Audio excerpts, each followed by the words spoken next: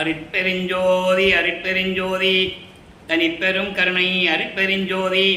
எல்லா உயிர்களும் இன்புற்று வாழ்க, வள்ளல் மலரடி வாழ்க வாழ்க, கொல்லா விரதம் குவளை எல்லாம் ஓங்குக, நல்லோர் நினைத்த நலம் பெறுக, நன்று நினைத்த எல்லோரும் வாழ்க இசைந்து.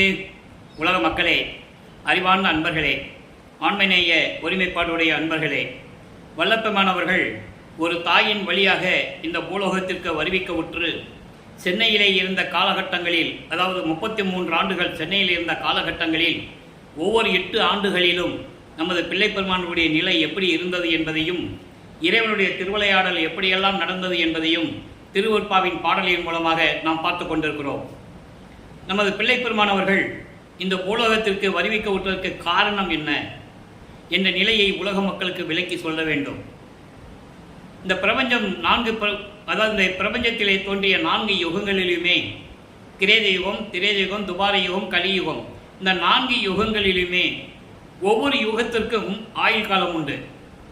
கிரேத யுகத்திற்கு 17,28,000 வருடங்கள், திரேத யுகத்திற்கு 12,96,000 வருடங்கள், துவார யுகத்திற்கு 8,64,000 வருடங்கள், கலியுகத்திற்கு 5,000 வருடங்கள். இப்படி ஒவ்வொரு யுகத்திற்கும் ஆயுள் காலம் உண்டு. அந்த ஆயுள் காலம் முடிந்தவுடனே அந்த யுகம் அழிந்துவிடும். அந்த யுகங்கள் அழிந்தவுடனே அந்த யுகத்தில் தோன்றிய மார்க்கங்களும் சமயங்களும் மதங்களும் அழிந்துவிடும். மதங்கள் தோன்றியது கலியுகத்தில் மட்டும்தான். முதலிலே தோன்றியது மார்க்கங்கள். அதாவது கிரேத யுகத்திலே தோன்றியது அந்த மார்க்கத்தினுடைய பெயர், அந்த யுகத்திலே இருந்தது கலங்க மார்க்கம். அதன் பிறகு திரேத யுகத்திலே தோன்றியது திராவக மார்க்கம், நவநீத மார்க்கம் எங்கே துவார யுகத்திலே, இங்கே கலியுகத்திலே பஸ்ம மார்க்கம். இப்படி ஒவ்வொரு மார்க்கங்களும் அந்த யுகங்கள் அழியும் போது அழிந்துவிடும். அதே போன்று அந்தந்த யுகத்தில் தோன்றிய சமயங்களும் அழிந்துவிடும். அதே போன்று மதங்களும் சரி, அதனுடைய செயல்களெல்லாம் அழிந்துவிடும் என்பதை திருவருட்பாவிலே வல்லற்பெருமானவர்கள் தெளிவாக கூறியதை பார்த்து கொண்டிருக்கிறோம். ஆக இந்த கலியுகம் முடியாத காலகட்டங்களில் தனது மகனை அருட்பெருஞ்சோதி ஆண்டவர் தன் அருளால் பெற்றெடுத்த ஒரு ஆண்மகனை கலியுகத்தினுடைய இறுதி கட்டத்தில் இந்த பூலோகத்திற்கு வருவிக்க செய்தார். காரணம், இந்த யுகம் முடிந்தவுடனே சதுர்யுகம் தொடங்குகிறது. அதாவது ஒளி யுகம் என்று கூறுவார் பிள்ளைப்பெருமானவர்கள். அப்போ இந்த ஒளி யுகத்திலே வாழ்கின்ற மக்களுக்கென்று ஒரு மார்க்கம் வேண்டும், ஒரு நெறி வேண்டும், ஒரு வாழ்க்கை நெறிமுறைகளோடு மக்கள் வாழ வேண்டும், சமரசமாக வாழ வேண்டும் என்பதற்காகவே அருட்பெருஞ்சோதி ஆண்டவர் சுத்த சன்மார்க்கத்தை உருவாக்கி அதை தன் மகன் கையில் கொடுத்து இந்த உலக மக்களை எல்லாம் சுத்த சன்மார்க்கத்தில் இணைத்து உலக மக்களெல்லாம் சைவ நெறியை பின்பற்றி கொண்டு உலக மக்கள் எல்லாம் இன்புற்று வாழ வேண்டும், மரணமில்லா பெருவாழ்வில் வாழ வேண்டும் என்ற நோக்கத்திற்காக தனது மகனை ஒரு தாயின் கருவறையிலே 10 மாதங்கள் இருக்க வைத்து, 10 மாதங்கள் என்பது சரியாக சொல்ல வேண்டும் என்றால் 9 மாதங்கள் 4 நாட்கள் ஒரு தாயின் கருவறையிலே இருக்க வைத்து வருவிக்க செய்தார். காரணம், தனது மகனை சமயங்களிலும் மதங்களிலும் மார்க்கங்களிலும் சொல்லப்பட்ட நெறிமுறைகளை பின்பற்றி கொண்டு இருக்க வேண்டும். அதன் பிறகு இது பொய் என்று சொல்லி மக்களுக்கு சொல்லி சுத்த சன்மார்க்கத்துடைய நெறிமுறைகளை விலக்கி சொல்ல வேண்டும் என்பதற்காகத்தான் நமது பிள்ளைப்பெருமானவர்கள் இந்த பூலோகத்திற்கு வருவிக்க விட்டார் என்பதை திருவருட்பாவின் பாடலின் மூலமாக நாம் விளக்கமாக பார்த்து கொண்டிருக்கிறோம்.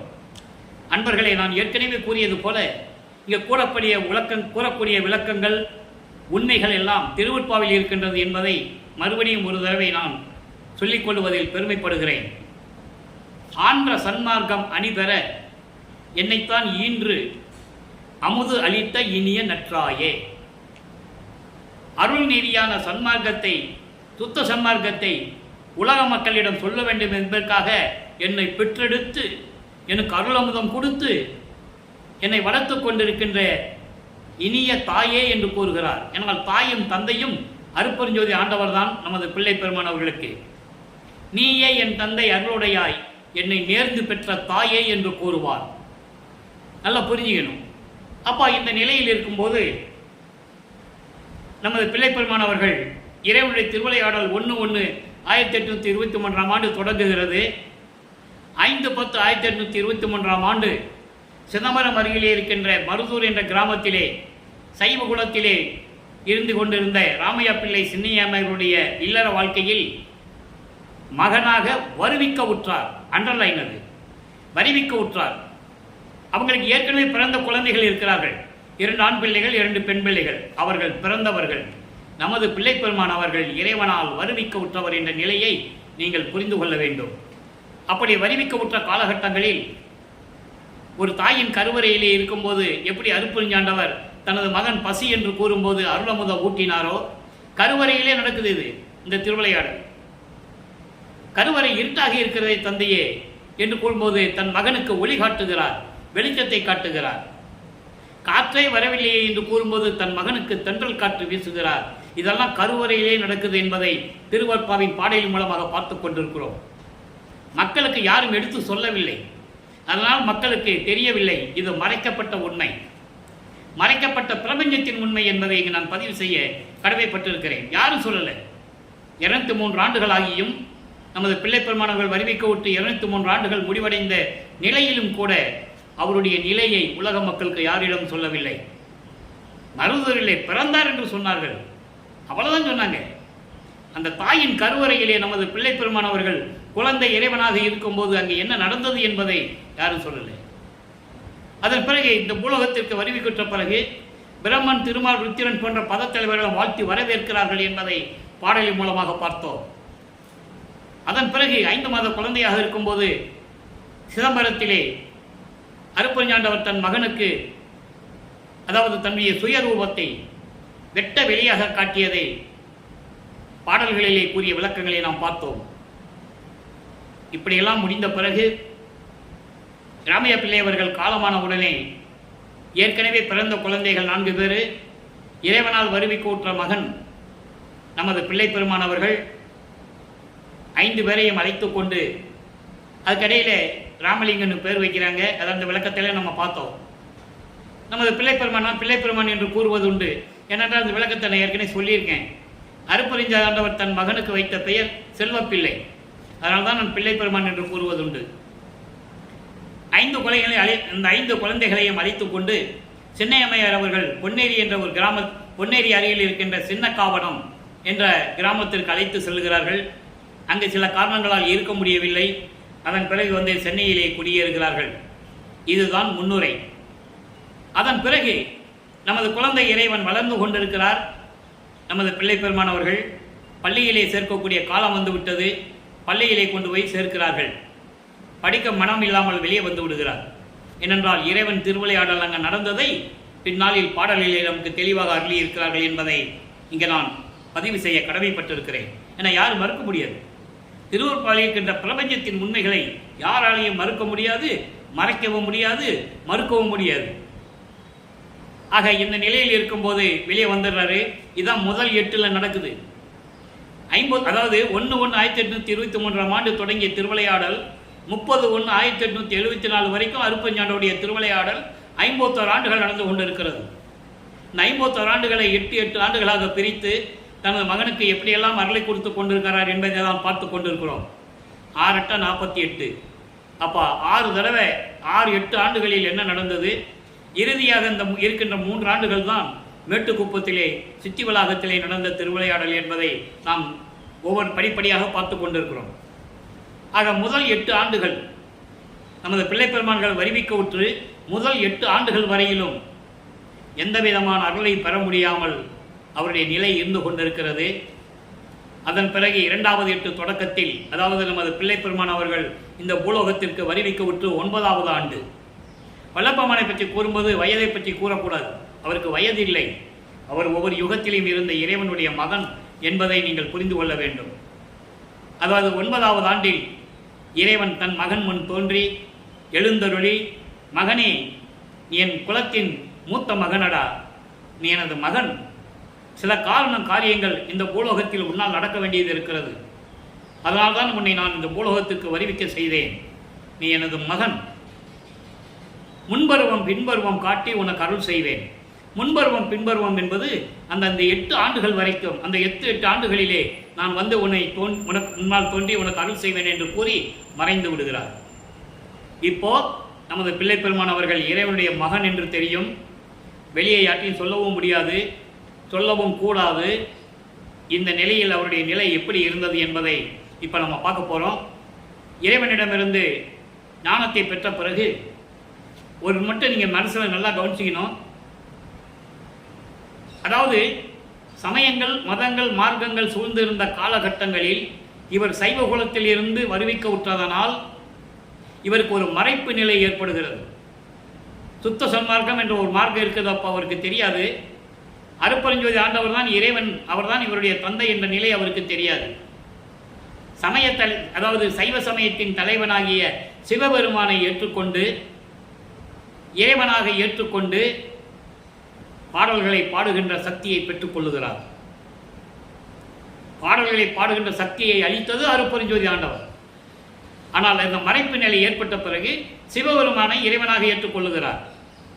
அப்போ 1ஆம் திருமுறை உருவாகிறது. 8 பதியங்கள், 712 பாடல்கள். 1ஆம் திருமுறையை நாம் ஏற்கனவே திருவருள் முறையீடு, வடிவுட மாணிக்க மாலை என்ற பதியங்களை பார்த்து விட்டோம். இறைவனுடைய திருவிளையாடல், அருட்பெருஞ்சாண்டவருடைய திருவிளையாடல் என்ற பதிவிலே 400 பதிவுகளிலே நாம் ஏற்கனவே பதிவு செய்திருக்கிறோம். இப்போ சிவநேச வெண்பா 4வது பதியத்திலே சிவநேச வெண்பாவிலே 69வது பாடலை பார்க்க போகிறோம். மொத்தம் 100 பாடல்கள். சிவநேசர் என்பது இறைவனை நண்பனாக, இறைவனை ஒரு தலைவனாக ஏற்றுக்கொண்டு இவருடைய விண்ணப்பங்களை, இவருடைய விருப்பங்களை சொல்லுவது, பாடல்களாக சொல்லுவது, அதான் சிவநேச வெண்பா. பாடலை நல்லா கவனிங்க, அற்புதமான பாடல்கள்லாம் இருக்கு. வஞ்சம் தரும் காம வாழ்க்கையிடை சிக்கிய என் நெஞ்சம் திருத்தி நிலைத்து இல்லையே, எஞ்சங்கரணே மழுக்கொள் கரணே அரணே வரனே சிதம்பரனே வந்து. இது பாடல். இறைவனிடம் சொல்லுகிறார், இறைவனே, இந்த வஞ்ச வாழ்க்கையில் நான் வாழ்ந்து கொண்டிருந்த இந்த உலகியலிலே இருக்கும்போது காம வாழ்க்கையில் சிக்கிய என் நெஞ்சம் இருக்கிறதே, அதை திருத்தி இந்த மனதை ஒரு நிலைப்படுத்த முடியவில்லை. திருத்தி நிலைத்து இல்லையே, மனம் அலைபாய்கிறது. நல்லா புரிஞ்சுக்கணும். காமம், குரோதம், லோபம், மதம், மாச்சரியம் என்ற இந்த 6 பிண்ட துரிசிகளை நீக்க வேண்டும். அதை இறைவனிடம் கூறுகிறார்.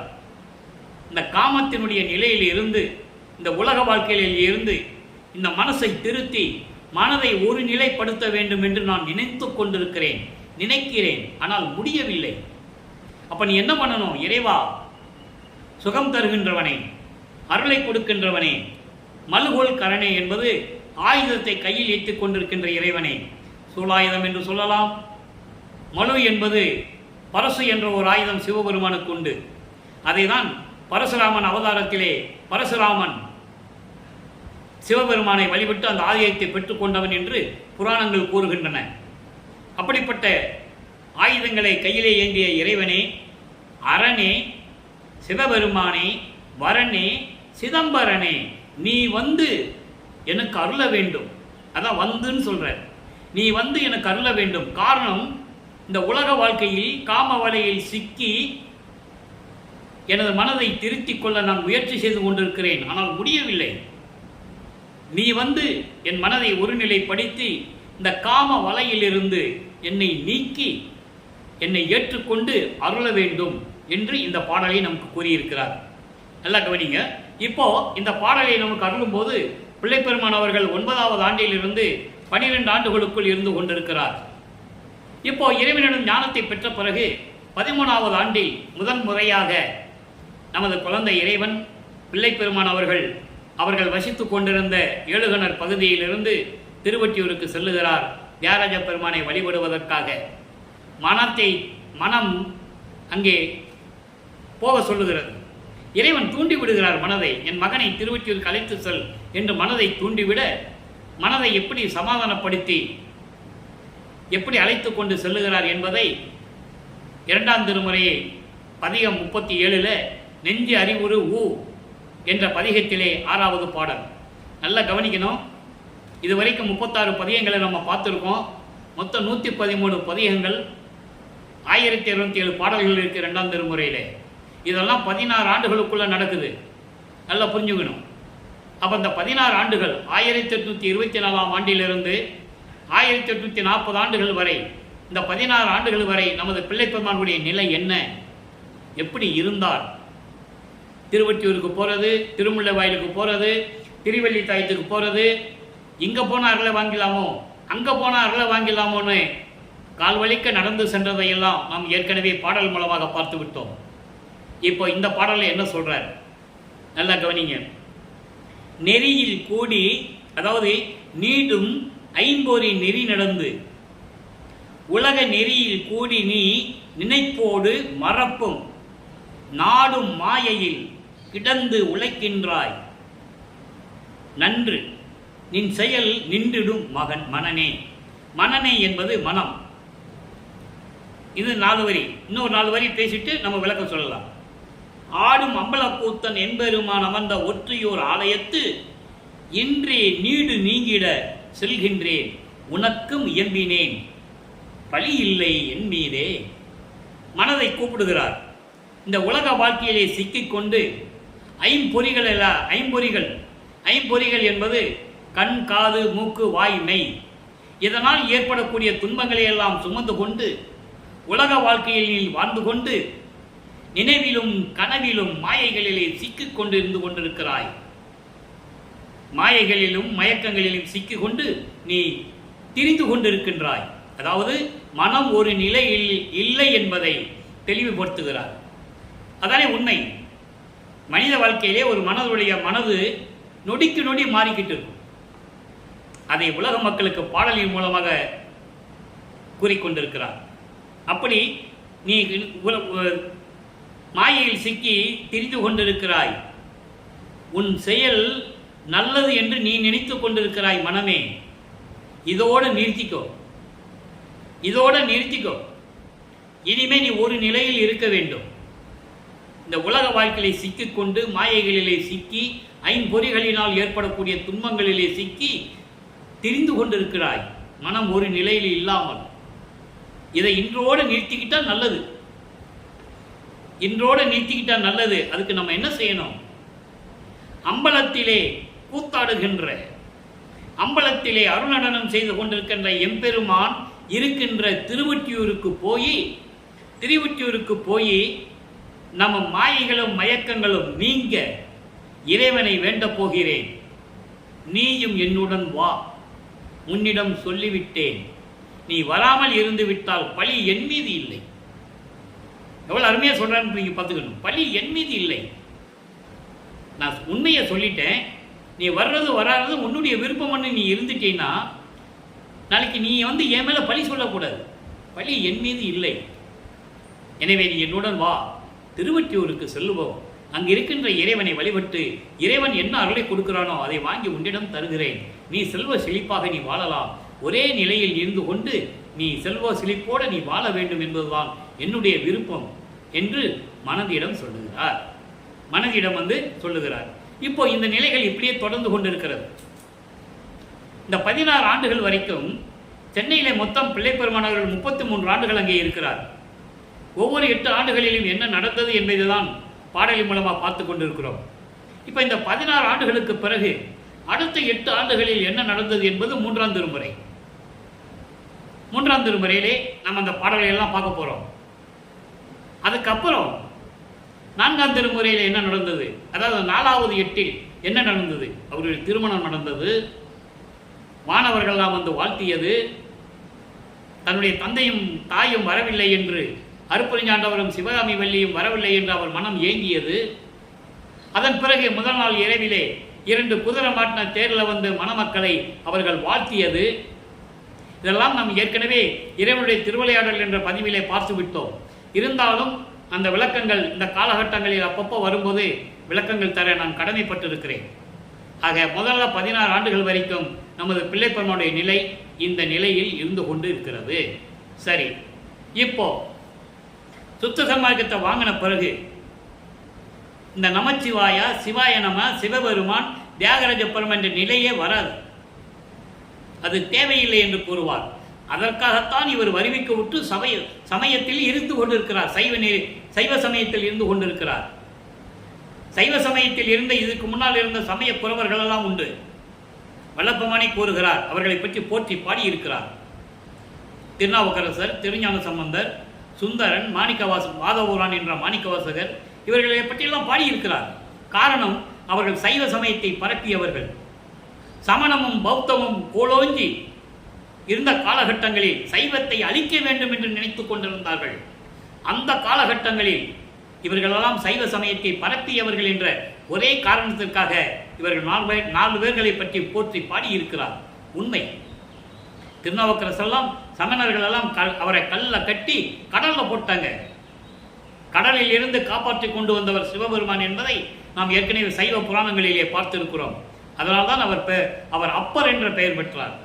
கஜேந்திரன் என்பது அவருடைய உண்மையான பெயர். கல்லை கட்டி கடல்ல போட்டு சிவபெருமானால் காப்பாற்றப்பட்டதால் அப்பு தத்துவத்தை கொண்டவன். அப்பு என்பது நீர். அதனால அப்பர் என்று பெயர் வந்தது. அதுக்கப்புறம் திருநாவுக்கரசர் என்று பெயர் வந்தது. இப்படி பல விளக்கங்கள் உண்டு. இதை பற்றியெல்லாம் பேசணும்னா பேசிட்டே இருக்கலாம். அவ்வளவு விளக்கங்கள் திருவருட்பாவிலே உண்டு. ஆக சைவ நெறியை பரப்பியவர்கள் என்ற நோக்கத்திற்காக எல்லாம் இருந்தார்களே தவிர இறைவனை பற்றி பாடினார்கள். தேவாரம் உருவானது, திருவாசகம் உருவானது, திருமந்திரம் உருவானது, பெரிய புராணம் உருவானது, எல்லாம் உண்மை. ஆனால் பிரபஞ்சத்தின் உண்மைகளை யார் கூறியது? அங்கதான் இருக்கு. சுத்த சன்மார்க்கத்தை பற்றி யார் கூறியது? யாருக்கும் தெரியாது. அதனால்தான் அவர்கள் முக்தி அடைந்தார்கள், ஐம்பூதங்களோடு கலந்தார்கள். யாரும் இறைவனோட இரண்டரை கலந்து கொள்ளவில்லை. காற்றோடு கலந்தார்கள், நெருப்பில் கலந்தார்கள், தண்ணீரில் கலந்தார்கள். இதெல்லாம் அவர்களுடைய நிலை. மண்ணில் கலந்தார்கள். மண்ணுக்கடியில் போனவங்க பட்டினத்தார் கூட மண்ணில் தான் கலந்தார். ஐம்பூதங்களோடு கலந்தவர்கள், இறைவனுடைய அருளை பெற்றுக்கொண்டு கலந்தவர்கள். அதில் எந்த விதமான மாற்றம் கிடையாது. ஆனால் சுத்த சன்மார்க்கத்தை பற்றி உலக மக்களுக்கு தெளிவாக கூறியது நமது பிள்ளை பெருமானவர்கள். அதற்காகத்தான் இந்த பூலோகத்திற்கு வருவிக்க விட்டார். இப்போ சுத்த சன்மார்க்கத்தை அவர் தந்தையிடம் பெற்ற பிறகு எங்கே போய் பெற்றார்? அங்கே சுத்த சிவஞான வெளியிலே சென்னையிலிருந்து நேரம் அங்கே தான் போகிறார். அப்போ அவர் தத்துவங்களை எப்படி கடப்பது, தத்துவங்களை எப்படி கடந்தார் என்பதை எல்லாம் இன்றைக்கு நம்ம பார்க்க போகிறோம். அந்த உண்மைகளை இன்னைக்கு நம்ம பார்க்க போகிறோம். நல்லா கவனிங்க. 6ஆம் திருமுறையிலே 116வது பதிகம் ஆடேடி பந்து என்ற பதிகத்திலே 6வது பாடல்.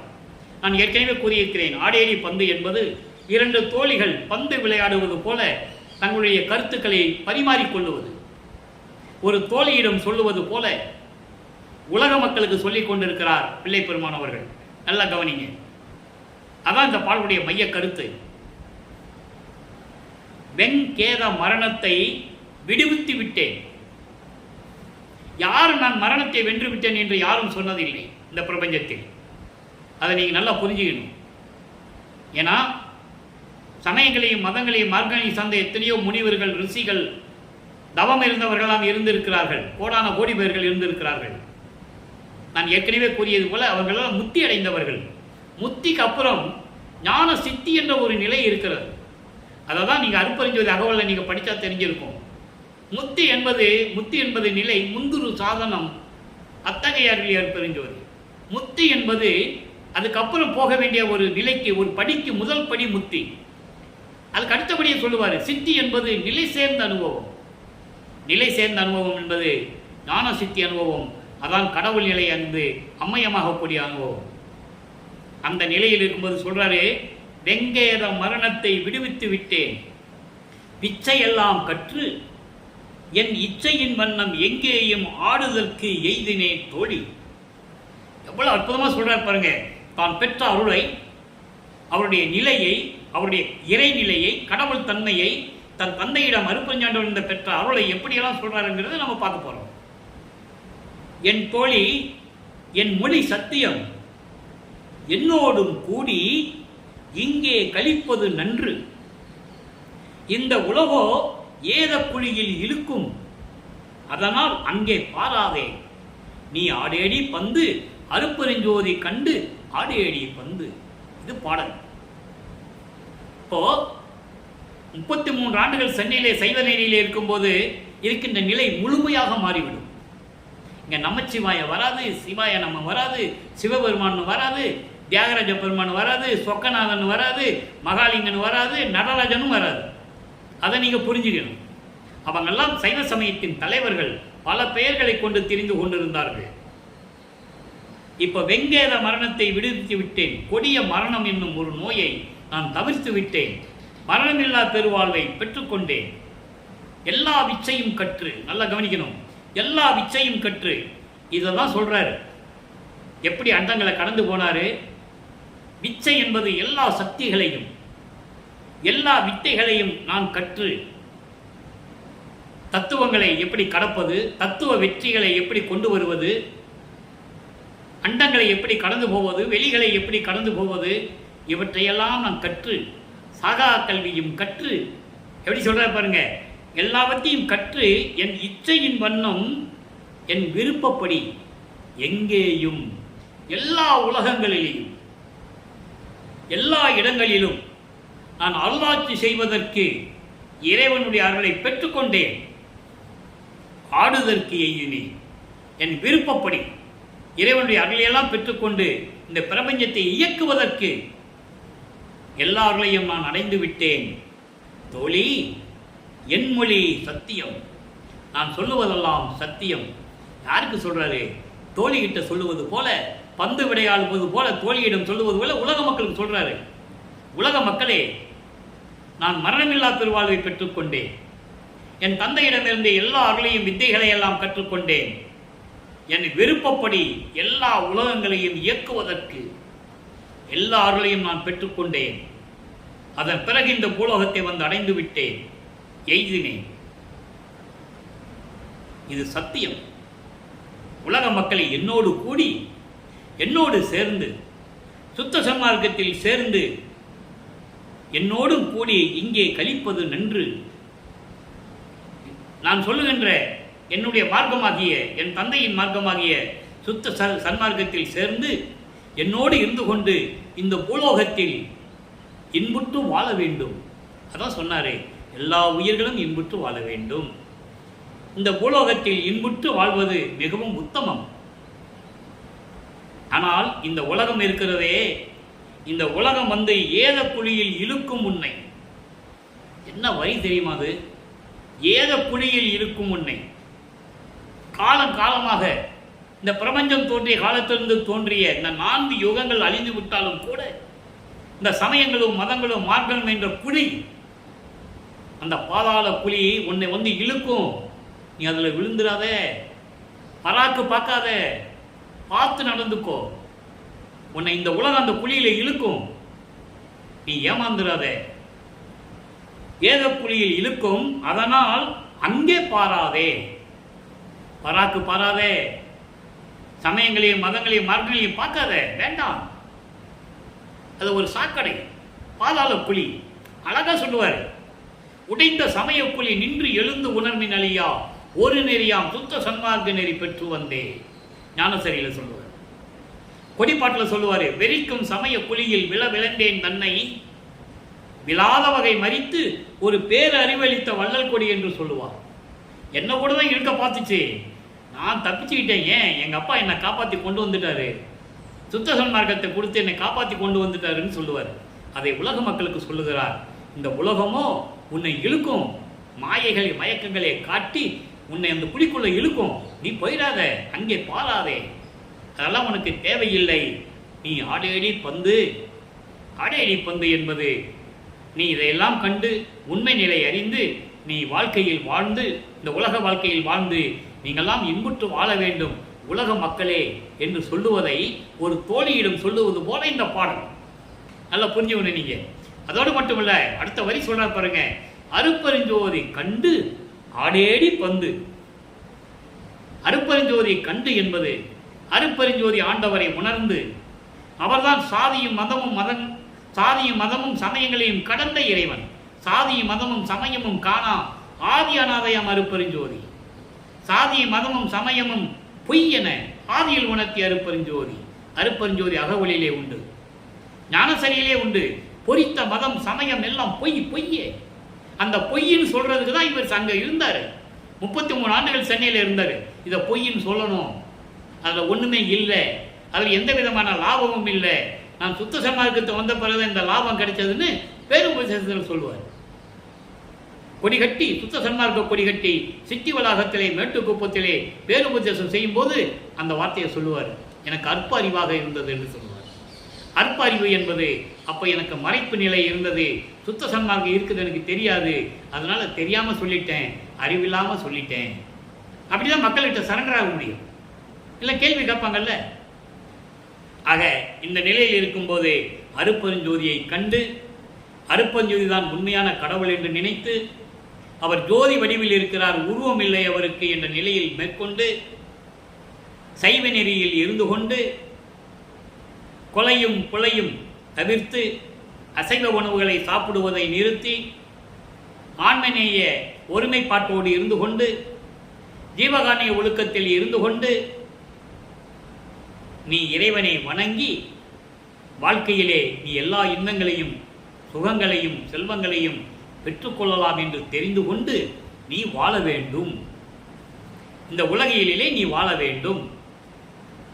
இந்த உலகம் என்ன பண்ணும்? புலியில தள்ளுறதுக்கு பார்க்கும், நீ அங்கே பார்க்காதே, பராக்கு பார்க்காதே, அதெல்லாம் தேவையில்லை. எனவே நீங்கள் இன்புற்று வாழ வேண்டும், மரணமில்லா பெருவாழ்வில் நீங்கள் வாழ வேண்டும், நோயற்ற வாழ்வில் வாழ வேண்டும். அதற்காக நீ இறைவனை வணங்கி நீங்கள் இந்த பூலோகத்தில் வாழ வேண்டும் என்ற நிலையை இந்த பாடலிலே நமக்கு அருளியிருக்கிறார்கள். இதிலிருந்து உங்களுக்கு என்ன தெரியணும் அப்படின்னா, அவர் சைவ நெறியில் இருக்கும்போது சமயங்களை சார்ந்து இருக்கும்போது எப்படி இருந்தார் என்ற நிலையை பார்த்தோம். அதுக்கப்புறம் சுத்த சன்மார்க்கத்தை பெற்ற பிறகு அவருடைய நிலை எப்படி இருந்ததுன்னு நம்ம பார்க்குறோம். அப்போ நமக்கு தேவை என்ன? சுத்த சன்மார்க்கம். சுத்த சன்மார்க்கம் என்பது இறைவனால் உருவாக்கப்பட்ட ஒரு மார்க்கம். மீதி சமயங்களும் மதங்களும் மார்க்கங்களும் எல்லாம் மனிதர்களால் உருவாக்கப்பட்டது. பௌத்த மதம் புத்தனால் உருவாக்கப்பட்டது, சமணம் மகாவீரரால் உருவாக்கப்பட்டது, கிறிஸ்துவ பெரியவர்களால் உருவாக்கப்பட்டது, இஸ்லாமிய பெரியவர்களால் உருவாக்கப்பட்டது இஸ்லாமிய மதம். இப்படி மதங்கள் எல்லாம் உண்டு, அது அவருடைய சுதந்திரம். அவங்கள் கருத்துக்கேற்றபடி வாழ்ந்து கொண்டிருக்கிறார்கள். அதையும் வல்லப்பெருமான் கூறுகிறார், அதெல்லாம் தேவையில்லை. உலக மக்கள் எல்லாம் இந்த சடங்குகளிலும் சாத்திர குப்பைகளிலெல்லாம் சேர்ந்து கொண்டு சாதியிலே சமய புலிகளெல்லாம் இருந்து கொண்டு குமைந்து கொண்டிருக்கிறார்கள் என்று சொல்லுவார். அப்படின்னா என்ன அர்த்தம்? மக்கள் சமரசமாக வாழ வேண்டும். ஜாதிகள், மதங்கள், மார்க்கங்கள், சமயங்களிலே பற்றுக்கொண்டு மக்கள் எல்லாம் வேறுபட்டு இருந்து கொண்டிருக்கிறார்கள், பிரிவினைகளை ஏற்றுக்கொண்டிருந்து கொண்டிருக்கிறார்கள். இதெல்லாம் தேவையில்லை. நீங்கள் அவர்கள் மதங்களிலே இருந்தாலும் சமயங்களில் இருந்தாலும் வழிபாட்டு முறைகளிலே வேறுபாடு இருந்தாலும் கூட நீங்கள் சமரசமாக வாழ வேண்டும் என்ற நோக்கத்திற்காகத்தான் சுத்த சன்மார்க்கம் உருவாக்கப்பட்டது என்ற நிலையை வல்லப்பெருமான் அவர்கள் இங்கே கூறுகிறார். இன்னைக்கு நம்ம பார்க்குறோம், உலகில் பார்க்குறோம், எவ்வளவோ பிரச்சனைகள் நடக்குது.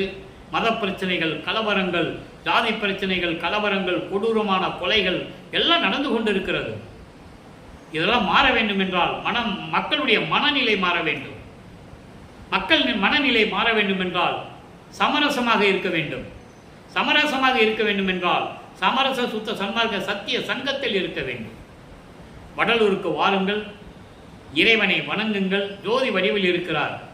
இங்கே எந்த விதமான இடைத்தரகர்கள் கிடையாது, அர்ச்சனை கிடையாது, அபிஷேகம் கிடையாது, என்ட்ரன்ஸ் டிக்கெட்டு கிடையாது, ஒன்றும் கிடையாது, ஒரு செலவும் கிடையாது. நீங்கள் பஸ்ஸில் ட்ரெயினிலும் பஸ்ஸில் வர செலவு மட்டும்தான். இங்கே வந்து உணவும் இலவசமாக இறைவன் கொடுத்த பசி தேய்க்கின்ற உணவும் இங்கே கிடைக்குது. வடலூருக்கு வாருங்கள், சைவ நெறியோடு வாருங்கள், இறைவன் அருளை அள்ளிக்கொண்டு செல்லுங்கள். நீங்கள் என்னென்ன கேட்குறீங்களோ வடலூருக்கு வந்தால் நீங்கள் வாங்கிட்டு போயிடலாம். இது என்னுடைய அனுபவம். என்னுடைய அனுபவத்தில் கூறுகிறேன். நான் எப்படிப்பட்ட நிலையில் இங்கே வந்தேன், இறைவன் எப்படி காப்பாற்றி என்னை இந்த நிலைக்கு கொண்டு வந்திருக்கிறார். தமிழே தெரியாத என்னை தமிழிலே இலக்கணம் தெரியாத, இலக்கியம் தெரியாத என்னை திருவற்பாவிக்கு விளக்கம் சொல்ல வைத்திருக்கிறார் என்றால் இறைவனுடைய அருளை நீங்கள் புரிந்து கொள்ள வேண்டும். அதற்காகத்தான் இதை கூறுகிறேன், வேறொன்றும் இல்லை. என்னுடைய பங்களிப்பு இதில் ஒன்றுமே இல்லை, இறைவனுடைய பங்களிப்பு, இறைவனுடைய தயவும் கருணையும். எனவே வடலூருக்கு வாருங்கள், வாருங்கள்.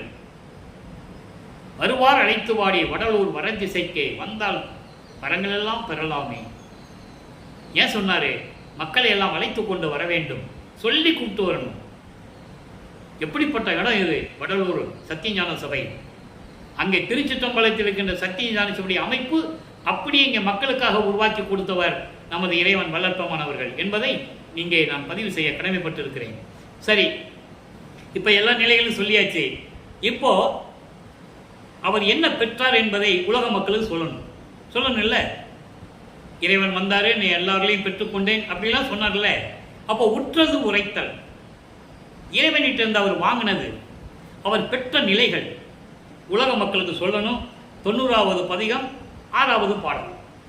1ஆம் திருமுறையிலே இருக்கின்ற பாடல், 2ஆம் திருமுறையில் இருக்கின்ற 6வது பாடல், 6ஆம் திருமுறையிலே ஆடேடி பொந்தில் இருக்கின்ற 6வது பாடல், இப்போ உற்றது உரைத்தல் 6வது பாடல்.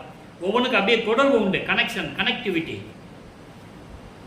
விரைந்து விரைந்து படி கடந்தேன்.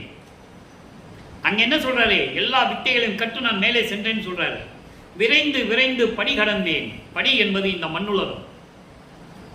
விரைந்து விரைந்து அதிவேகமாக உடனே நான் இந்த மண்ணுலகத்தை கடந்து விட்டேன். எங்க சொல்றாரு? மேல போறது சொல்றாரு. சுத்த சிவஞான வழிக்கு போய் தந்தையை பார்க்கணும்ல, அது சொல்றாரு. விரைந்து விரைந்து படி கடந்தேன், மேற்பால் அமுதம் வியந்து உண்டேன். மேற்பால் என்பது சுத்த சிவஞான வெளியில் பரவெளி, பரம்பரவெளி, பராவெளி, பெருவெளி, பெருசுகவெளி, இப்படி வெளிகளை எல்லாம் கடக்கணும். அண்டங்களை கடந்து வெளிகளை கடந்து மேல 16வது நிலையான கடவுள் நிலையை இந்த அம்மையமாகக்கூடிய நிலை ஒன்று இருக்கிறது. அதான் சுத்த சிவஞான நிலை, சுத்த சிவஞான வெளி 16வது நிலை. அங்க போய் அமுதம் வியந்து உண்டேன். என் தந்தையிடமிருந்து அருளமுதத்தை உண்டேன், சுத்த சன்மார்க்கத்தை பெற்றுக்கொண்டேன் சொல்லிட்டாரா? மண்ணுலகத்தை கடந்து போறாரு. விரைந்து விரைந்து படி கடந்தேன்.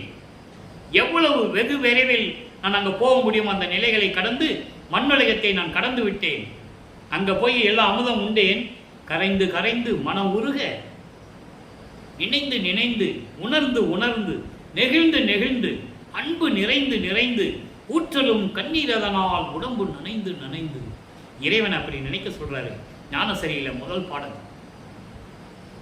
அப்படி உடம்பெல்லாம் கண்ணீர், ஆனந்த கண்ணீர், அப்படியே இறைவன் நினைச்ச உடனே உடம்பெல்லாம் நனையுமா. அப்படி இருக்கணும்னு சொல்றாரு. கரைந்து கரைந்து மனம் உருக, கண்ணீர் பெருக, கருத்து அலர்ந்து. கருத்து அலர்ந்து என்பது இதயம் மலர்ந்து, இதய மகிழ்ச்சியுடன் இதயம் மலர்ந்து, வரைந்து ஞான மனம் பொங்க, மணிமன்ற அரசை கண்டுகொண்டேன். எங்க பார்க்கிறாரு அவங்க அப்பனை? அதாவது 9வது ஆண்டில் தன் மகன் முன் எழுந்தருளி, எங்கே? சென்னையிலே நீ என் மகன் என்று கூறிய பிறகு அப்பாவை எங்க போய் பார்க்கிறாரு? இந்த மண்ணுலகை கடந்து போய் சுத்த சிவஞானவில் இருக்கின்ற இறைவனை கண்டு, ஞான மணி மன்றம், அதான் சத்தியஞான சபை, கரைந்து கரைந்து மனம் உருக, கண்ணீர் மல்கி, இதயம் மலர்ந்து மகிழ்ந்து, அங்கே சத்தியஞான சபையிலே என் அரசனை கண்டுகொண்டேன், என் தந்தையை கண்டுகொண்டேன். திரைந்து நெகிழ்ந்த தோல் உடம்பையும் செல்லும் பொன் உடம்பாய் திகழ்ந்தேனே. என் தந்தையினால் ஒரு தாயின் கருவையிலே 10 மாதம் இருந்து எடுத்த இந்த உடம்பு இருக்கிறதே, மனித உடம்பு இருக்கிறதே, இந்த உடம்பு சுருங்கி போய் தோலெல்லாம் சுருங்கி அழியக்கூடிய இந்த உடம்பு இருக்கிறதே, இந்த உடம்பை முத்தேகமாக மாற்றி நான் பெற்றுக்கொண்டேன். பொன் உடம்பு என்பது சுத்த தேகம், அடுத்து பிரவண தேகம், ஞான தேகம், இப்படியெல்லாம் நான் பெற்றுக்கொண்டேன். என் தந்தையை நான் கண்டுகொண்டேன் என்று கூறுகிறார். ஆக வல்லற்பெருமான் யார் என்ற நிலை இப்போ உங்களுக்கு தெரியும். நல்லா புரிஞ்சுக்கணும். வல்லற்பெருமான் யார்? இறைவனுடைய மகன். இறைவனுடைய மகனாக ஏன் வருவிக்க உற்றார்? சுத்த சன்மார்க்கத்தை உலக மக்களுக்கு சொல்ல வேண்டும் என்பதற்காக.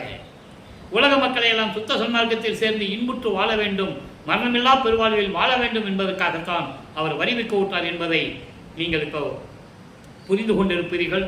எனவே அன்பர்களே, நீங்கள்லாம் சுத்த சன்மார்க்கத்தில் இணைந்து சைவ நெறியில் இருந்து கொண்டு அருப்பெருஞ்சோதி அருப்பெருஞ்சோதி தனிப்பெருங்கருணை அருப்பெருஞ் என்ற மகாமந்திரத்தை, இந்த ஒரு மந்திரம் போதும், நீங்கள் எந்த மந்திரம் சொல்ல வேண்டிய அவசியம் இல்லை, எல்லா மந்திரங்களும் இதில் அடக்கம். அப்படிப்பட்ட மந்திரத்தை கூறி இறைவனுடைய அருளை பெற்றுக்கொண்டு இந்த வையகத்திலே நீங்கள் வாழ்வாங்கு வாழ வேண்டும் என்று இறைவனோட தயவோடையும் கருணையோடையும் இறைவனுடைய அருள் பெற்ற ஒரு ஊழியன், வள்ளலார் ஊழியன் என்ற நிலையில் உங்களை வாழ்த்தி வணங்கி விடைபெறுகிறேன். நன்றி, வணக்கம்.